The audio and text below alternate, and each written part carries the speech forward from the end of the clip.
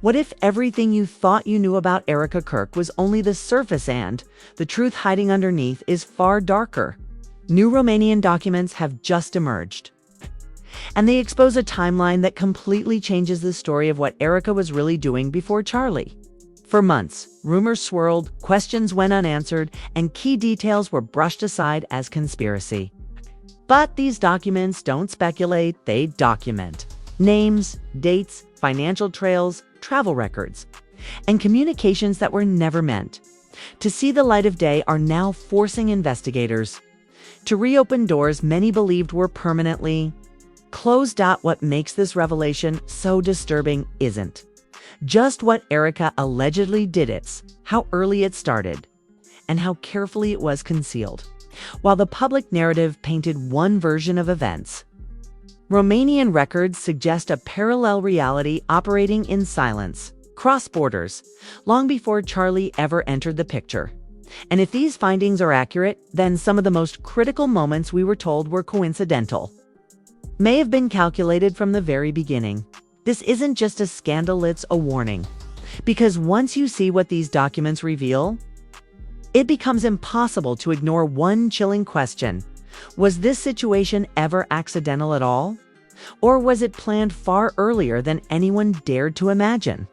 The release of new Romanian documents has shifted this case from rumor and online speculation into something far more serious. For a long time, questions surrounding Erika Kirk's actions before Charlie were dismissed as internet noise, half-formed theories, anonymous tips, and blurry timelines that never quite lined up.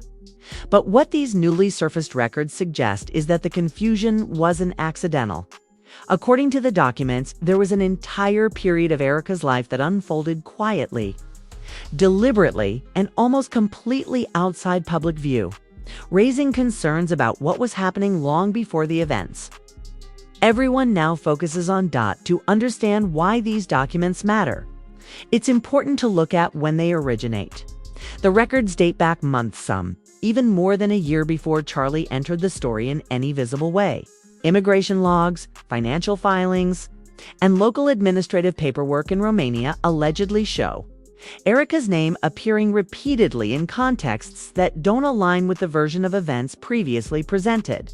This isn't a single stray document or clerical error. It's a pattern that suggests preparation, movement, and coordination rather than coincidence. One of the most striking elements is travel activity. Romanian border and transit documentation reportedly lists Erika's movements across multiple regions at times when she was believed to be elsewhere. These movements weren't random tourism stops. The dates line up closely with key developments that, much later, would directly impact Charlie's situation. Investigators and analysts reviewing these documents say this raises a disturbing possibility. That groundwork was being laid well before anyone realized there was even a situation to investigate. Financial records add another layer of complexity. Romanian filings allegedly indicate accounts and transactions that were never disclosed publicly. While none of this on its own proves criminal behavior, the timing and structure of these transactions have raised serious red flags. Small but repeated transfers, connections to intermediary entities, and the use of third-party facilitators suggest a level of planning inconsistent with the spontaneous narrative Erika later described. The documents don't accuse, they imply. And in cases like this, implications are often more revealing than outright claims. Then there are the communications.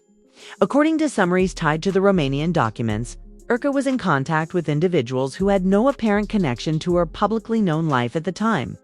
These weren't casual acquaintances or distant contacts. The frequency and timing of these communications suggest coordination. What makes this especially troubling is that some of these contacts appear again later, indirectly linked to decisions and actions that would eventually affect Charlie. That overlap has led investigators to question whether Charlie was ever encountering events in isolation or whether he was stepping into a scenario already set in motion. What's crucial to understand here is that none of this came from social media leaks or anonymous whistleblowers alone. These are bureaucratic records, dry, administrative paperwork created without any expectation of public scrutiny. That's precisely why they carry weight. Governments don't generate documents to support narratives. They generate them to track activity. And when those records contradict a public story, it forces a reevaluation of what we thought we knew for months. Erika's defenders argued that her actions before Charlie were irrelevant, that everything of consequence began later. But these Romanian documents challenge that assumption entirely. They suggest continuity rather than separation. If accurate, they imply that Erika's behavior before Charlie wasn't a blank slate, but a prelude. And that prelude may explain why certain decisions later seemed rushed, poorly explained, or strategically timed. Another unsettling aspect is how thoroughly this period was kept out of sight. There were no public posts, no casual mentions, no obvious breadcrumbs for observers to follow. That level of silence is unusual in an era where digital footprints are nearly impossible to erase. Analysts reviewing the case say this absence may itself be meaningful. It suggests intentional compartmentalization, a deliberate effort to keep certain activities separate from public identity. Romanian officials have not publicly accused Erika of wrongdoing, and it's important to be clear about that. These documents do not equal guilt, but they do raise questions that can no longer be brushed aside. Why were these movements and transactions never acknowledged? Why do they align so closely with later developments? And why does the timeline presented publicly omit such a significant stretch of documented activity? Charlie's role in all of this, at least at this stage, appears more reactive than proactive. When viewed through the lens of these documents, Charlie looks less like the starting point of the story and more like a chapter that begins after several pages have already been written. That realization has deeply unsettled those who assumed the situation unfolded organically. Instead, it hints at a framework already in place, one that Charlie may not have fully understood when he became involved, as investigators continue to authenticate and cross-reference these Romanian records. The focus is shifting. The key question is no longer just what happened, but when it truly began. And if these documents are verified in full, they may force a reclassification of the entire case from an isolated series of events to a long-running sequence with roots far deeper than previously believed. This is only the beginning. Part 1 establishes the foundation, the existence of documented activity, the contradictions in the timeline, and the growing concern that Erika's actions before Charlie were neither insignificant nor accidental. In the next part, the focus will narrow, further examining specific connections, individuals, and decisions that may explain why this story is, indeed, worse than anyone initially thought. As investigators and independent analysts began connecting the dots inside the Romanian documents, one realization became increasingly difficult to ignore. The issue wasn't just what Erika Kirk was doing before Charlie, it was who she was doing it with. Patterns emerging from contact records, intermediary names, and overlapping timelines suggest that Erika was not operating in isolation. Instead, she appears to have been part of a broader network of individuals whose roles only became visible after these documents surfaced. Several names appear repeatedly across different categories of records travel facilitation, financial intermediaries, and local administrative filings. Individually, each name might seem insignificant. Together, they form a web that raises serious questions. Analysts note that these same individuals or entities connected to them later appear indirectly in situations tied to Charlie. That overlap is what has caused alarm. It suggests that Charlie may have entered an environment already shaped by people and decisions he had no awareness of. One of the most concerning elements is how these connections were structured. The documents indicate layers of separation, middlemen, facilitators, and third parties that created distance between Erika and the ultimate outcomes of certain actions. This kind of structure is not typical for ordinary personal or professional activity. It is, however, common in situations where deniability is important. Even if nothing illegal is ultimately proven, the intent to obscure is itself revealing. Timing plays a crucial role here. Communication spikes recorded in Romanian logs reportedly coincide with moments when major decisions were later made involving Charlie. This has led investigators to question whether those decisions were truly spontaneous. Instead, they may have been reactions to earlier planning conversations that never involved Charlie directly. In other words, by the time Charlie was making choices, the parameters of those choices may already have been set by others. Another troubling discovery involves financial dependencies. Romanian records allegedly show temporary financial support structures that predate Charlie's involvement. These weren't large, obvious payments that would attract attention, but smaller, recurring transfers enough to sustain activity without raising alarms. Experts say this kind of funding pattern often signals preparation rather than response. It suggests that someone anticipated future needs and arranged resources in advance. Perhaps the most disturbing aspect of Part 2 is the psychological framing. Erika's public narrative emphasized chaos, confusion, and emotional decision-making. Yet the Romanian documents paint a different picture, one of organization, coordination, and forward planning. That contradiction has forced analysts to reconsider earlier assumptions. If planning was already underway, then later emotional explanations may have functioned as cover rather than cause. Charlie's perspective becomes even more complex under this lens. Evidence suggests he may have been interacting with Erika at a time when key decisions had already been discussed elsewhere with other people. This doesn't automatically make him a victim, but it does suggest asymmetry of information. One person knew the full landscape, the other did not. And in situations like that, consent, responsibility, and accountability become far murkier. Romanian officials remain cautious, emphasizing that documentation alone cannot establish intent. But intent is precisely what investigators are now trying to reconstruct. Why maintain contact with these individuals? Why keep these arrangements separate from public identity? And why do the timelines align so closely with later developments involving Charlie? Concludes, one thing is clear. The story is no longer about isolated actions or misunderstandings. It's about systems, networks, and preparation. The emerging picture suggests that by the time the public became aware of the situation, many of the most important decisions had already been made behind closed doors. And that realization raises an uncomfortable question: if this much was happening before anyone noticed, what else has yet to come to light?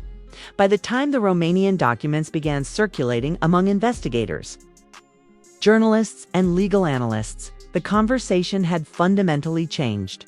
What once looked like a confusing sequence of personal decisions was now being re-examined as a structured timeline one that suggested intent, foresight, and a deliberate narrowing of options long before Charlie realized the full scope of what he was stepping into. Part 3 is where the implications become unavoidable, because this is where preparation turns into consequence. One of the clearest takeaways from the documents is how early the narrative may have been shaped. Analysts point out that certain explanations offered later about urgency, pressure, or lack of alternatives do not align with the slow, methodical buildup reflected in Romanian records. If plans were being laid months in advance, then moments presented as last-minute decisions may not have been last-minute at all. Instead, they could have been the final phase of a process that had already run its course. This reframing places Erika's public statements under renewed scrutiny. It doesn't automatically mean they were false, but it does suggest they may have been incomplete. Investigators often look for inconsistencies not in what someone says, but in what they omit. And in this case, the omissions appear significant. Entire periods of activity, contacts, and preparation were simply absent from the story as it was told publicly. Another critical issue emerging in Part 3 is control. The Romanian documents imply that certain choices were constrained well before Charlie was involved. Financial arrangements, logistical pathways, and third-party dependencies can quietly limit available options without the affected person realizing it. By the time Charlie entered the situation, he may have been navigating a maze whose walls were already built. That doesn't remove agency, but it complicates it. Legal experts reviewing the material emphasize that this is often how complex cases unfold. Responsibility becomes layered. Actions that appear voluntary on the surface may be influenced by unseen pressures underneath. If Erika was already committed financially, logistically, or relationally to a set of outcomes, then later interactions with Charlie take on a very different meaning. They become less about mutual decision-making and more about alignment with a pre-existing trajectory, perhaps. The most unsettling element is how ordinary everything looked from the outside. There were no dramatic warning signs, no obvious red flags visible to the public at the time. That's precisely why these documents are so powerful. They reveal how easily a parallel reality can exist alongside a public-facing one, unnoticed until official records force the two to collide. Romanian authorities have stressed that documentation is still being verified and contextualized. No formal conclusions have been announced. But even at this stage, the implications are hard to ignore.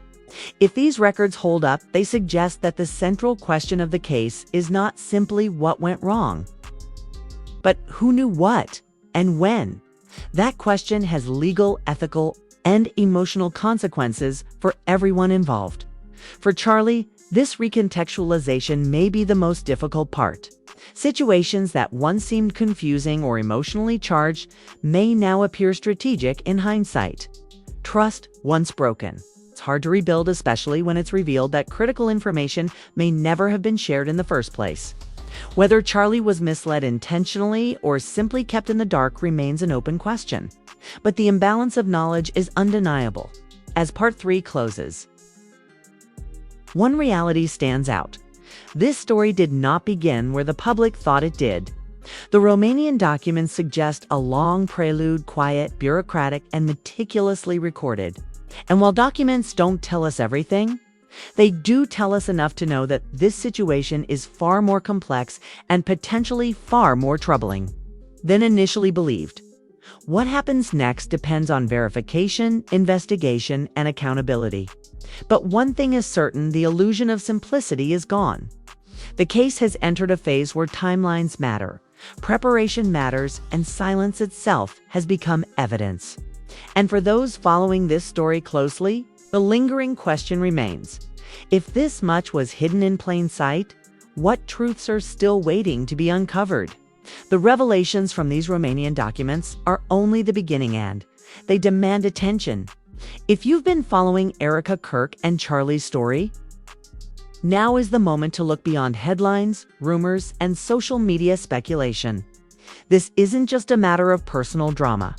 It's a case study in how hidden actions, unreported movements, and undisclosed communications can shape real lives in ways the public never sees. Stay informed.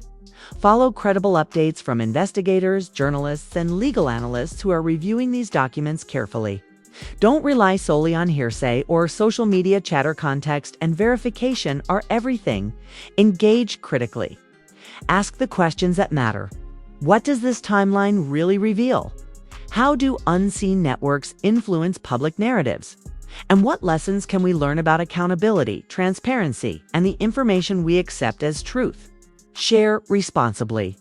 If you're discussing this story online or with friends, avoid spreading unverified claims. Help ensure that conversations focus on verified information and thoughtful analysis. The full story is still unfolding, and every new detail could change the way we understand events before Charlie entered the picture. Keep watching, stay alert, and demand the truth, because the documents reveal only what authorities have uncovered so far. And the next chapter is likely even more revealing.